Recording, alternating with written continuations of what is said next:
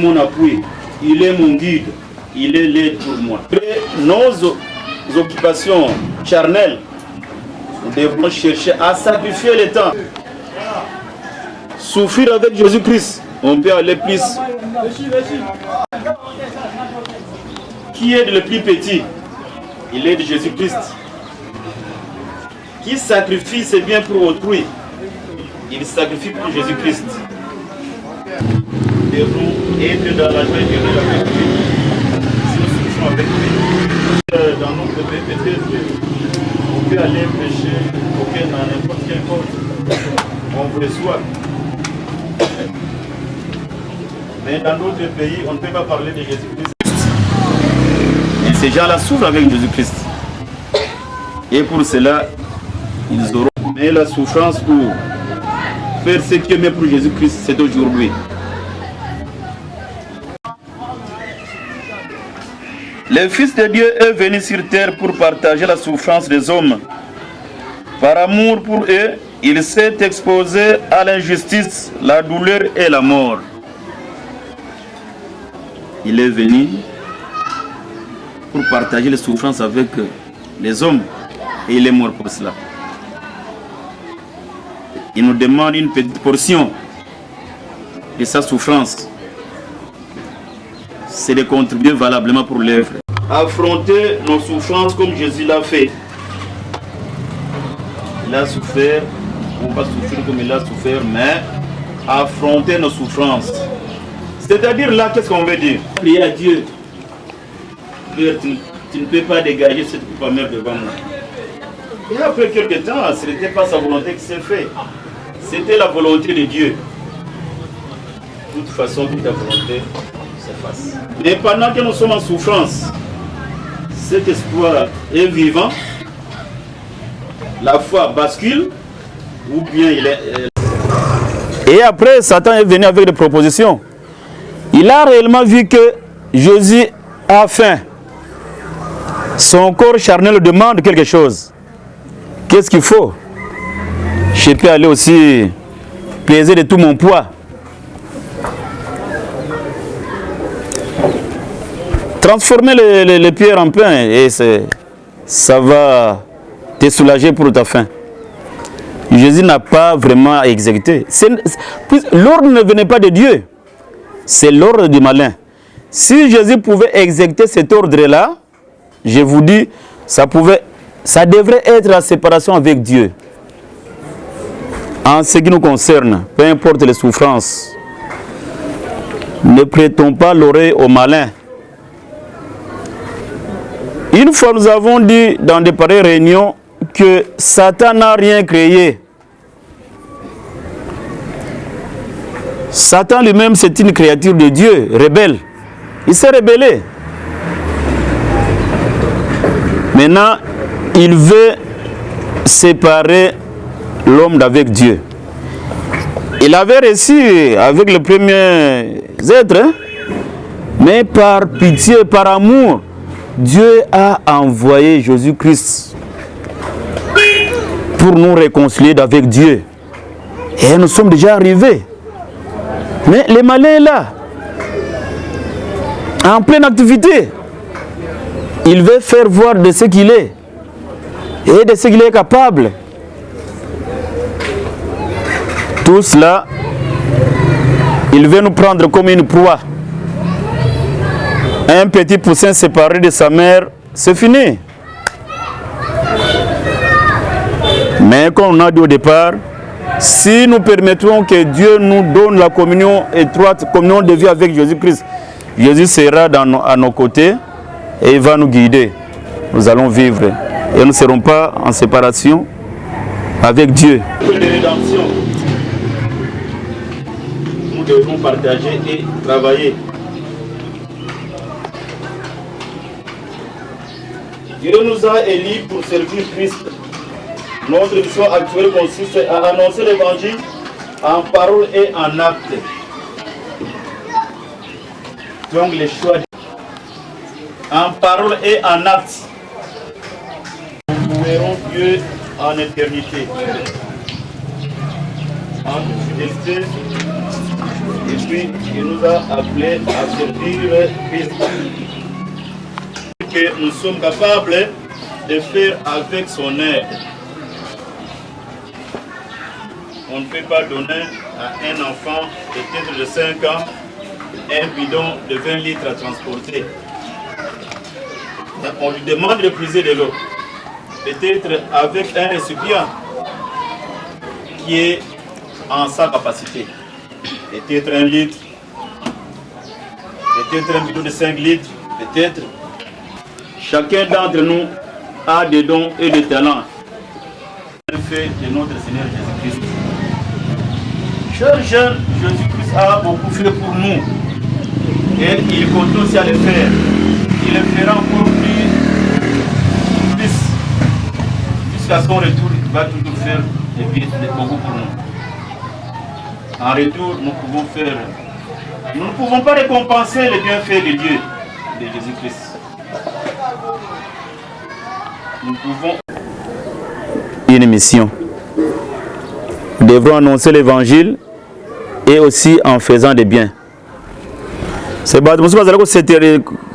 tellement moi qui non, ce que moi j'ai fait, je pense que c'est bon, mais la suite là, je ne vois pas.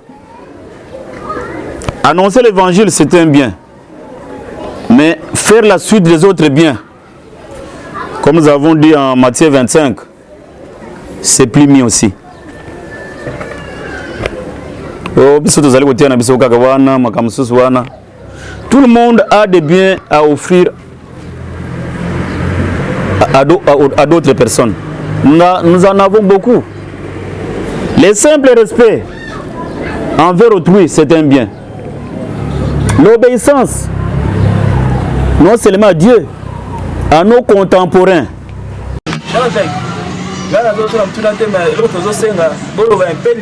La meilleure compréhension, il y a Batunion Sopo, message dans Lingala, et ça va passer midi malam.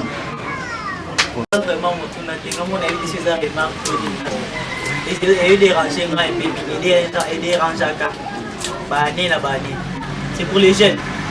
Alors, mais je m'adresse directement aux gens et à la jeunesse.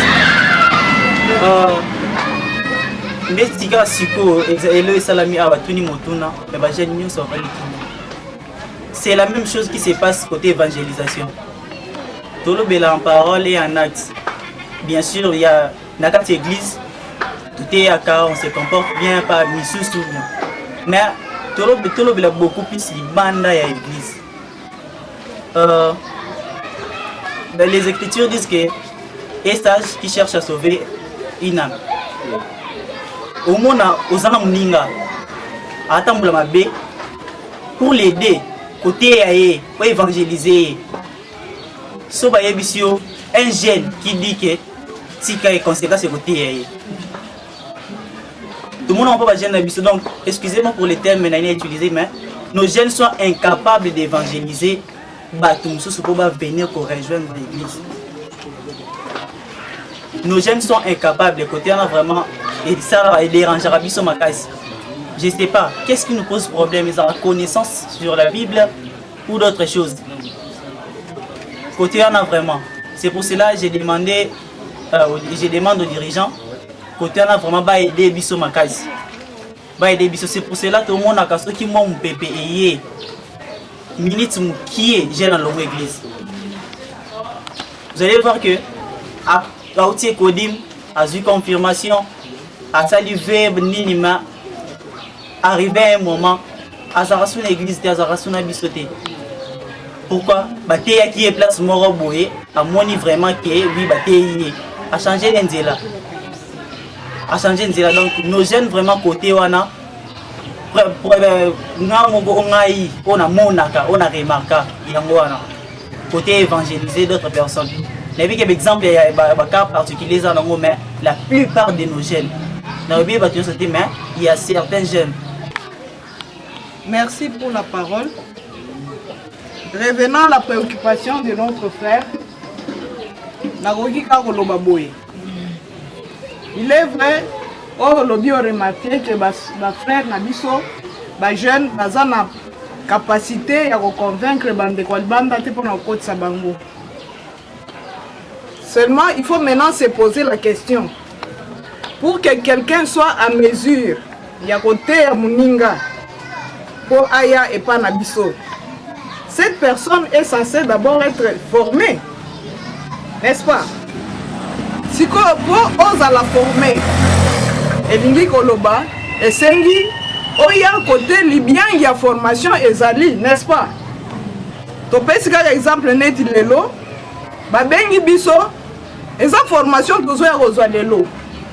Babengi biso toza combien par rapport à la statistique, il y a jeunesse, il y a poule na biso. À ma connaissance, si je ne m'abuse pas, maximum il y a effectif, il y a jeunesse, il y a poule na bino. Maximum, je dis bien, et qu'on a la 700. Na minute, toza combien? Sur 700, toza combien? Et c'est le bien qui m'a pesi, batindi, et c'est qui doit répondre pour faire aux formations. La formation en catéchisme, na niveau de la jeunesse, et ça allons organiser. Bandeko ba jeune baza combien ou bazo mona na catéchisme. Ceux qui balobi activité moko ya kosakana. Sans un rapport avec le spirituel, au mona ba jeune ba koya belé. Mais quand c'est le spirituel, ba jeune bazo ya muké. Ba jeune bazo ya muké pona ni tozolo ba on constate na niveau na biso bakambi tango tobenga ba jeune ba ya po bazwa formation moyen ya ko répondre exacté désintéressement et zozala. Donc esengi na niveau na biso ba jeune to se sensibiliser to mi pesa elengi ya koyoka maloba ya Nzambe. Tango balobi lelo toza na étude ya Bible. To se concerter to pesa na toli ya malamu pona kolakisa baninga le bienfait ya koya na cours biblique, le bienfait ya koya na catéchisme, parce que ce catéchisme na biso oyebi yango te. Il est vrai, au école de dimanche, au lundi confirmation, au comme la jeunesse. Mais ce qui est matériel didactique, auto sengeli kotanga, ba catéchisme, Bible, na ba document mususu église. Ce qui yo oza na yango te. Ndenge nini okozala mesure ya kote ya baninga. C'est comme ça nous vous invitons. Quand il y a les activités à jeunesse, surtout sur le plan spirituel, to sali sabaninga na biso, to zalaka mingi na ba rencontre wana, et ko sunga biso, photo ye kola, parce que tant ozo ye kola, te oza na fierté ya kote ya mutu. Soki oza na ndeba bibundeli oza na ngote, ndeni okende na combat. Combat ya kokende ko évangéliser, okozala na courage wana te parce que tu n'as pas le matériel, tu n'as pas les armes qu'il faut. Donc nous vous invitons donc de ce fait, tous s'adhérer quand on nous appelle pour les formations. Tant on va benga biso catéchisme, tant on va senga biso to tanga régulièrement Bible, tout ça de la yango et qu'on permettre que moi changement on a on de qu'on a biso lobby et ça le manakati na biso. Na kanisinde apport nanga. Enseigner suppose que vous-même vous avez été enseigné. À ce moment, là, vous pouvez transmettre des connaissances. Mais vous n'avez pas été enseigné.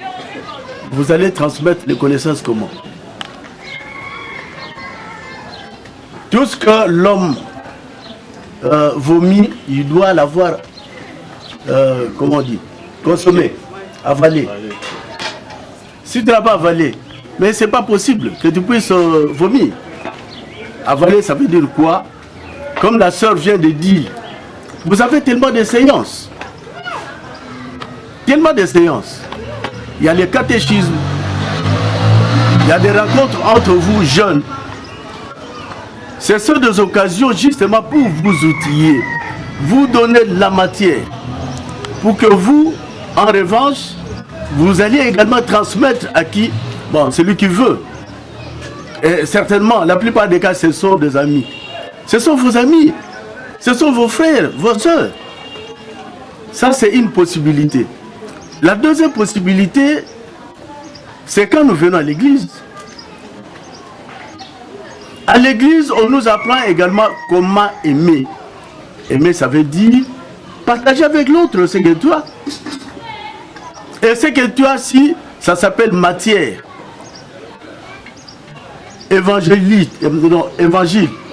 Mais tu as le temps de partager le même évangile avec les autres. Est-ce que ça, c'est vraiment un mystère? Ce n'est pas un mystère. Vous devez également vous efforcer. Ça, là, je m'adresse à notre prêtre là-bas. Vous êtes des jeunes. La route qui vous amène à la vie est encore longue. Donc vous avez tout le temps, toutes les possibilités de vous conformer à la vie. Vous aurez besoin de savoir, vous aurez besoin de connaissances, ainsi de suite. Mais là aussi, il va se poser un problème de langue. Vous devez connaître la langue. Tout s'apprend. Il n'y a pas quelqu'un qui est descendu du ciel connaissant tout. Omniscient. Ça n'existe pas. Tout s'apprend. Voilà ce qui a été... Merci, M. Sonlid. Je m'adresse aux dirigeants. Donc, tout ça, prenez l'exemple d'une salle de classe. Oui. Nous en avons faible. Elle a compris. L'enseignant, elle a compris. Elle a compris. Non, en tant que en fonction, il y a bana, moi faible. Si quand je vous suivais au bas qui est le plus petit est Jésus-Christ. Les gens qui habitent en Babi, réunion Zali, formation Zali, il y a des jeunes. Ma oh, bagoyana. On va se battre fort, on peut dire. On va se battre fort. Mais oh, bah y était. Tout le monde va se battre grand. Mais les petits, ils ont oh, bah y était. Il y a des messages dans le dirigeant. Les dirigeants, il est compris vous-même, par exemple, pour aujourd'hui. Là, aujourd'hui, c'est ce que nous avons fait hier. Aujourd'hui, là, nous devrons faire de bons actes. Et celui qui fait de mauvais actes, nous devons aussi prier pour lui. À cause de l'amour, nous pouvons prier pour lui. Dieu peut le changer. C'est compris? Oui. Donc ce n'est pas de faire ce que lui fait, de mauvais. En lieu de mal, nous devrons faire du bien. Comprenez? En lieu place de rendre le mal par le mal, nous devrons faire le bien. Au lieu d'imiter de mauvais exemples, nous devrons que imiter de bons exemples. Mais nous là, avec Jésus-Christ, on nous demande de lui servir. Nous sommes en communauté de vie avec lui. Nous sommes appelés à lui servir en parole et en acte, en de bons actes.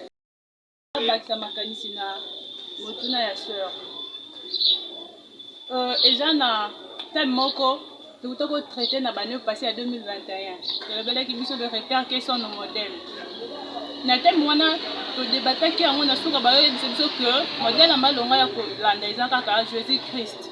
Mais ekopekisa biso te to landa ezaleli ya serviteur moko ya malamu. En fait, on ya malamu ya mabe to bwaka. L'apôtre avait demandé que les jeunes s'expriment. Vous êtes déjà exprimé sur quelques points.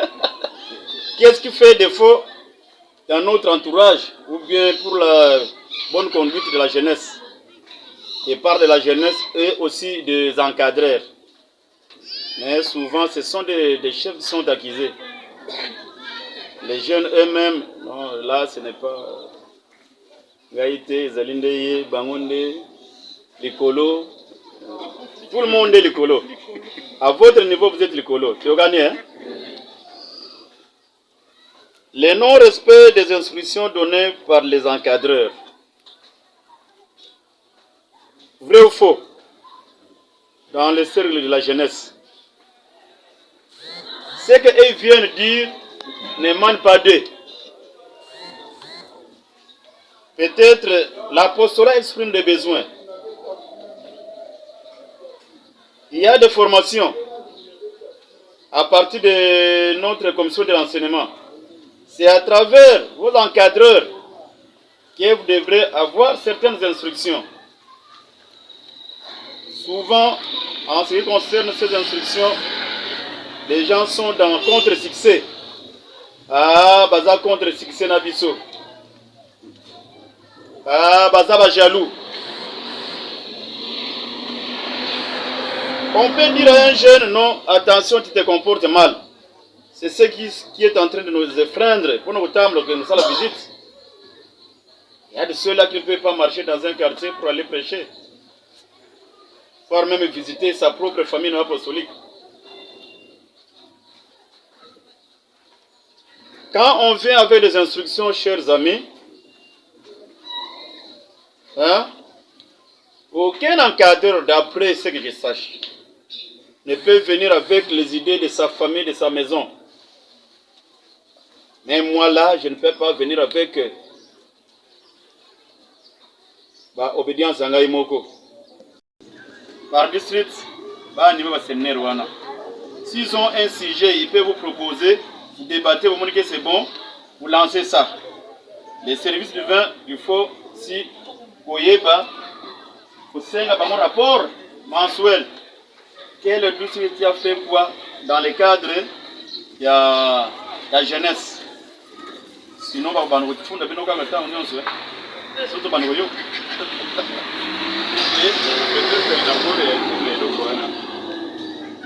On a l'animation avec les séminaires. L'organisation est dans le niveau à district. Bisoto profitaka na ba service divin ya jeunesse ya ba district au séminaire et salam. Calendrier kutu yo et tout le mouvement ya ba formateur exact disponible. Dans chaque district, dans chaque mois, il y a des formateurs qui sont disponibles pour aller animer. Le problème est que tous les feedback na niveau district, service divin et pour la mukolo nini pour les séminaristes baya. Ne ya wana ezo koma ke tenda te district okomona moi eleki service divin et salamité. Ya mo pe séminaire c'est moyen ça là. Exactement, c'est peut-être dans ce sens-là, mais pour les formateurs, ils sont disponibles à obtenir à n'importe quel lieu ceux qui se font formation. Maintenant là, il faut voir que ça va collaborer avec le district, encadrer la jeunesse, va stimuler, va responsable du district. Hein? Puisqu'ils font le mouvement, on leur donne, mais et ils doivent vous proposer, chers anciens, chers leaders, chers bergers, Bogo sanabisote na mouvement na bino ya sanza. Hein? Bache, ceux qui va stimuler bangote, ils ont beaucoup de choses à faire, hein? Alodi o bakomela ke pa bakambi na ye. Kweza na manuel bapesa bango. Alodi atangi ne moi développement na ndenge na ye a éviter. Ba jeune ba poser question à répondre, azo ko répondre ki. Soana ero ayipo a former bisoto biso ndeto kanga dali. Lecture, communiquer. Maintenant, on vous donne la matière à étudier. N'est-ce pas? Dans un premier lieu, on vous donne une matière. Allez maintenant voir dans tel livre, tel chapitre, tel verset. Vous développez aussi. Amis, quand on vous donne cela, Zala Maya vous commenter à verset du Victoria. Hein? Au cours de la cher prêtre, cher, personne n'a pas mukanda wango. Vous comprenez? Quand la pongi, la colère la pongi. Il y a la recherche. Vous comprenez? Mais c'est bien. Il y a quoi ça dit sur le blog et ils vont voir à leur niveau. Et puis, je vous ai dit, quand ça crache, causer la tête, non, le colère réunion évêque, réunion apôtre, non. Moi, il y a bango. Maintenant, ils peuvent donner la doléance ou des doléances auprès des RD qui choisissent les encadreurs de la jeunesse dans chaque district. Ils peuvent dire non, tata moutopé ça qui biso, ils ont aussi battu. Tu vois hein? Ah, nous voulons biso battre mon sous. Nini, là il y a une ou bien bako pèse ma doléance le bon. Il y a ko bunda formé yé. Yo li kamuni nous sala kuna. Tata basala boy. Peut-être on lui a choisi, c'est un courageux. Il peut conduire les troupes. Mais d'un côté, nous n'avons pas toutes les capacités. Personne. Mais on se complète. À ce niveau-là, la capacité on est zangié. Ok. Baba qui soit zangi wana. Mutuno sabota na makamino sauté. Mususu zale kokuta yango.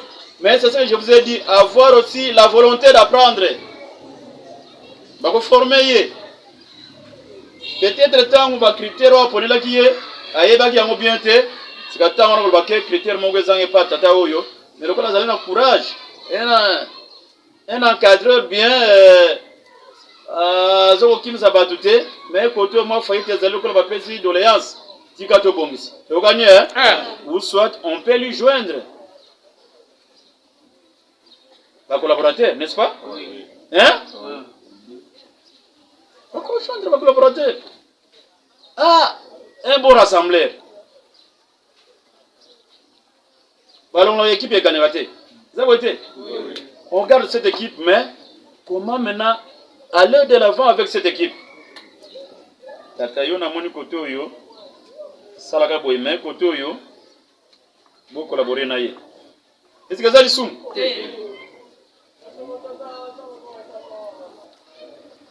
C'est bien. À ceux-là, on va les rejoindre.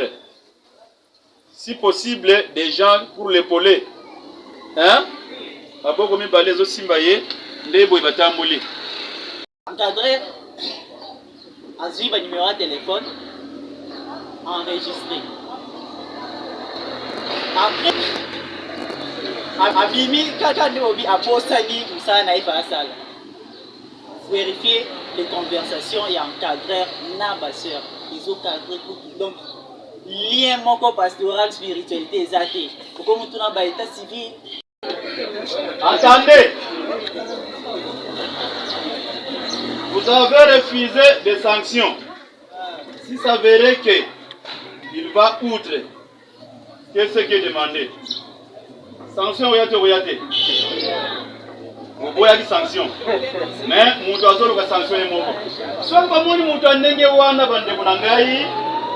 Soit qui va aller bomba, tu es complice. N'attendez pas que le fait pour la porte arrive.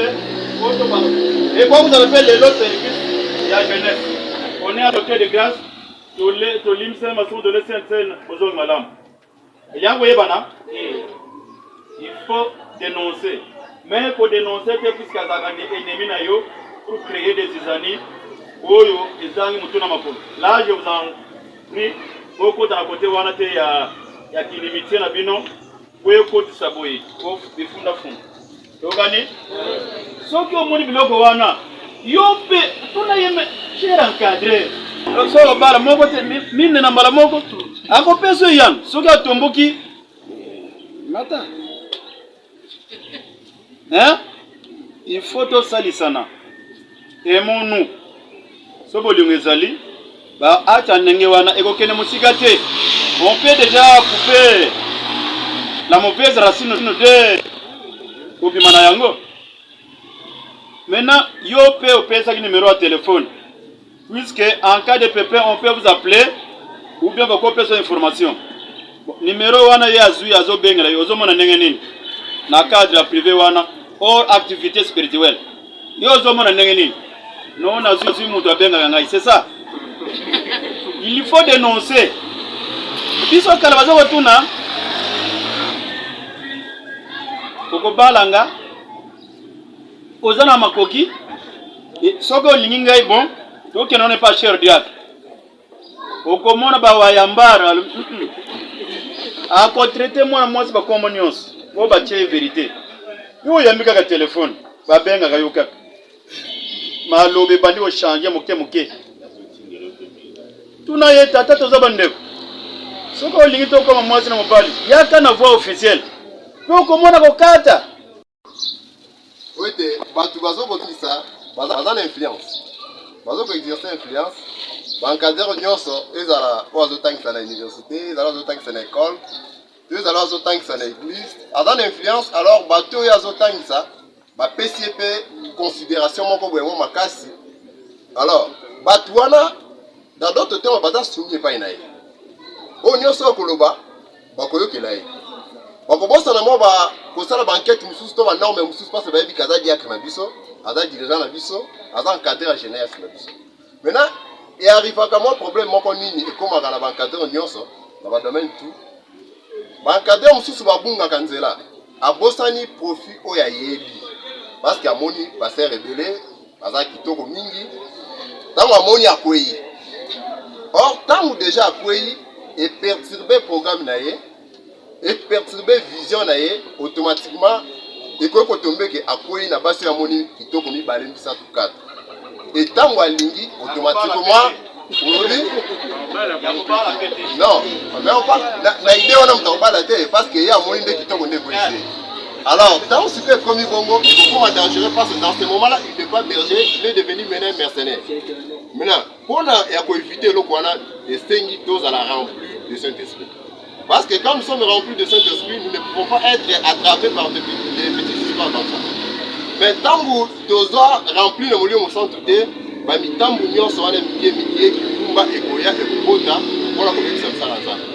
là c'est pour les encadrer.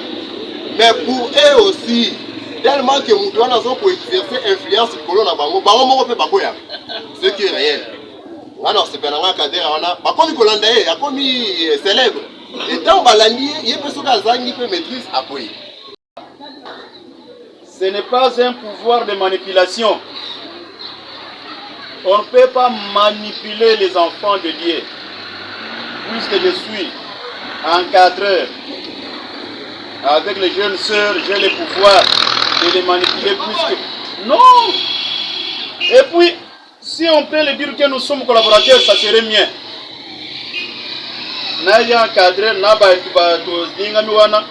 Appelons-nous collaborateurs. Il n'y a pas de mal à faire à un collaborateur ou à une collaboratrice. Hein? Vous comprenez? Qu'on soit pouvoir nayote, ou comme ça, on a quoi viser sur les faibles, sur les êtres faibles. C'est interdit même. Hein? C'est pour cela, au Bazalina et Ténouana, comme à niveau wana. Pour moi, il n'est pas utile. Il faut garder, hein? Puisqu'au risque, il peut aussi faire un autre groupe s'ils sont déjà 3 de ces genres dans une même équipe. Si c'était dans un district d'anciens, et ça va s'étendre dans tous les champs, ceux-là, il faut dénoncer directement. Premièrement, parler avec lui en bonne et due forme. Demandez-lui audience s'il est. Puisque souvent, ce sont des gens qui se voient un peu supérieurs. Hein? Demandez l'audience, pas au téléphone, pas avec des changes de mots. Allez-y, bonnement, avec tout le respect. Cher encadré, je viens chez vous. Voilà ce qui se passe. Je ne sais pas si vous en êtes au courant. Je pense qu'à Gouanga. Si vous avez Tomboki, Bendana, Tatali Kambote, tout bon de la Garanzambe. Yaka bon de l'Anzambe. Hein? Yaka Yebisano, to Solog na Ebite, mais dans la Lekeli, dans la niveau Nabiso. Et même votre responsable de district ou votre responsable de communauté, ce sont les premières personnes à être intéressées dans des pareils cas. Quand vous ne dénoncez pas, bouche bée, vous êtes complice. Et là, vous n'aidez pas Dieu, vous n'aidez pas Jésus-Christ. Nous sommes appelés à œuvrer, à aider dans le... Vous comprendre, hein? Oui. Hein? Donc, pouvoir Bibiso, ça n'a rien à voir. Ça n'a rien à voir. Parce que je suis évêque, je vais mater les gens. Non! Mais là, d'ailleurs, je vais outre. Wana na longwe na ministère nangai na longwe. Puisque il faut encadrer. Il faut consoler, il faut conseiller, il faut conduire quelque part pour que batwa zorobiku. Mais soki na koti na makamusu wana saleke na bosa na mission nangai na sali o ya bisalela. Hein? Ata bazali ko ya. Puisque vous allez encadrer les moninga lobby, il y a un certain pouvoir, ainsi de suite, puisqu'il profite.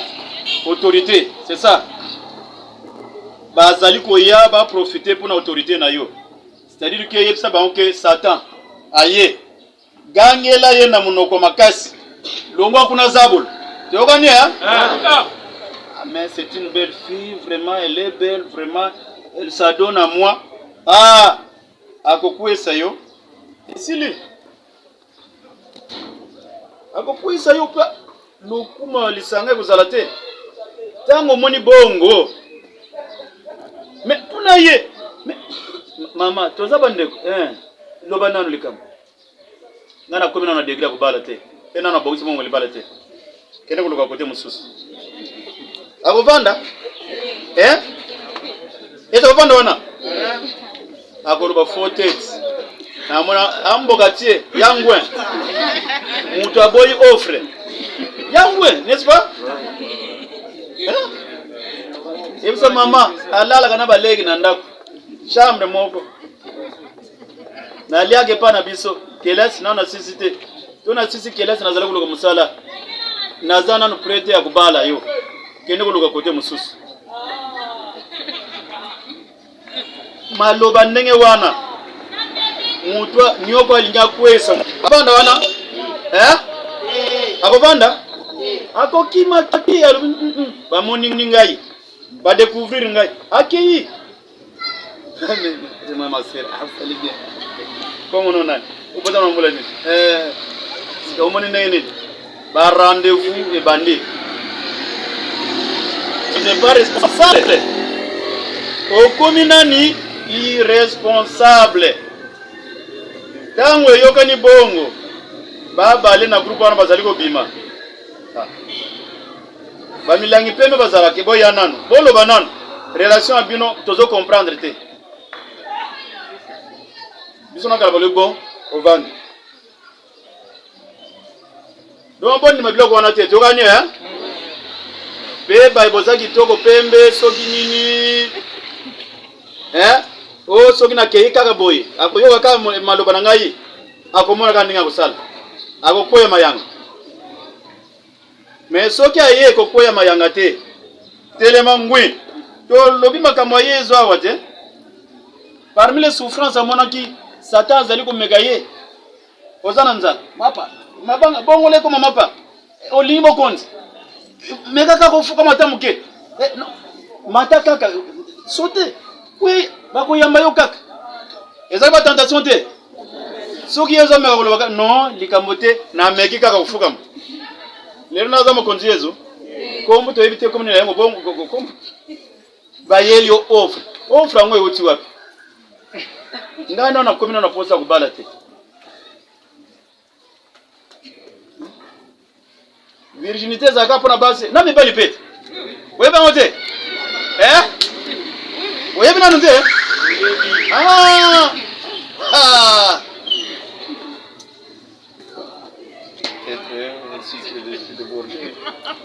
Bande ko bomi batala tokani il y a un temps pour tout. Ngongo ngoto lobi to sala équipe to sala nzame musala. To longola tumwa bloga mike wana. So to sala musala wana kati semino na bondeko na bolingo. Ensemble en Christ, ensemble communion, il y a il y a communauté. C'est ça la communauté, non? Oui. Au nom de Jésus-Christ, nous aurons des bénédictions. Mais ceux qui disent que nous sommes pas là, beaucoup de blocs comme sous. Et vous avez un problème, Ceux qui n'aillent pas qui, ceux. Oui, vous avez besoin de nous avoir benga, ma balanzine. On a monnaie à supporter les émeutes. Ceux qui m'ont supporté les émeutes. Ceux qui sont là, Ceux qui sont là, Kolongola. Boyebi makame ezana biloko wana. Et puis le boye. Botika biloko wana. Bozela ngonga. Ozotanga sisa kelasi. La femme n'est pas seulement née pour nous produire ban. Aza pondeuse te. Tu connais Elle doit avoir un temps ya kosala la paix à tel. Nzambe musala kosala oyo ezalike musala pe monena sali ya suni batu. Il doit se sentir capable ya ko musoki mabala nzinzi lobi ozongisi kuna bana nayo bana kokabla lipa nako. Botika biloko wana. Je sais que Mikolo koto makamone zate Vraiment tel état c'est to legi bande. Mais quand vous rentrez là, il y a ça échange de téléphone dans de mauvais sens. L'appétit vient en mangeant. Bon, quand vous pouvez, vous pouvez ça, lobby, what est l'église sur le Cambodge?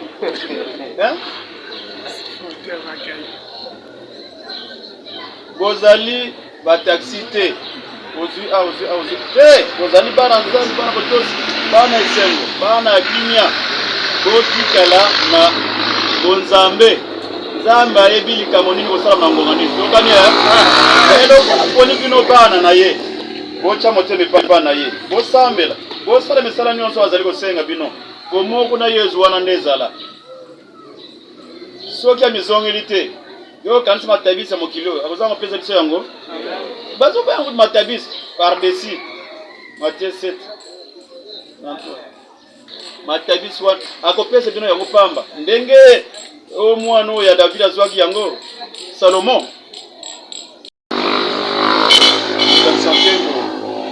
tata Yesu Kristo zama bantoma mokonza bakonzi lisusu kozali kozongisa matondi epai na yo na bolamu ozali kokaba epai moko mpe mosusu nakokutana kosangaki te. Merci tata pona bokutana ya lelo.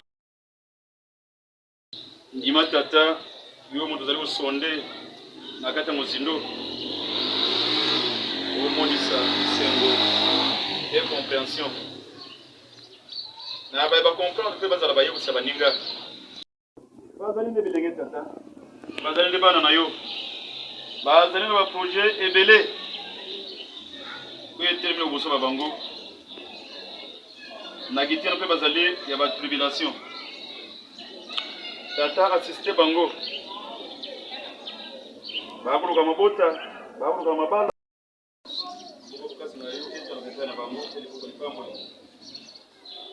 Bayo kemerande, kulia maboti, kulipia bakambi. Collaboration étroite za mimi na kata mabota na kata communauté. Mami tio pena kata musala moyo. Oya ondeze lina lifuta. Wewe polate. Siko pesa biso courage ya kotonga bondeko ya bomoko ondeko lisanga ako pe oluka ba babunga nzala bazana kata molongo ata salisa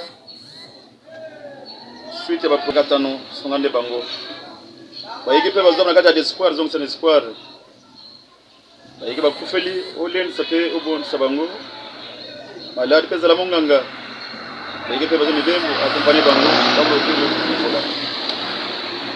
Tata Pambula, pour noter Yandibiso, dans le district de Pamba Chata Sud-Ouest.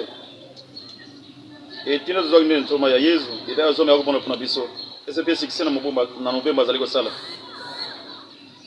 Lobi Moko Monene, Yakoyin, le Katanda, on a besoin de un combo. Bon, ça doit être un peu de Kata Kimia. Pamba Makabo, école Yelio. Donc ça veut dire que permettre un peu de continuer comme développement Eve. Donc quand on a gagné la bozongi, kama biso na lisunga banjelo kino ko na kata mabota kukuta kino ko izakende yo. Mokilizo kimia. Noko biso na bombo na koma usembo na kombo izuto mikitisi. Amen. Amen. Merci bozong malam. Merci.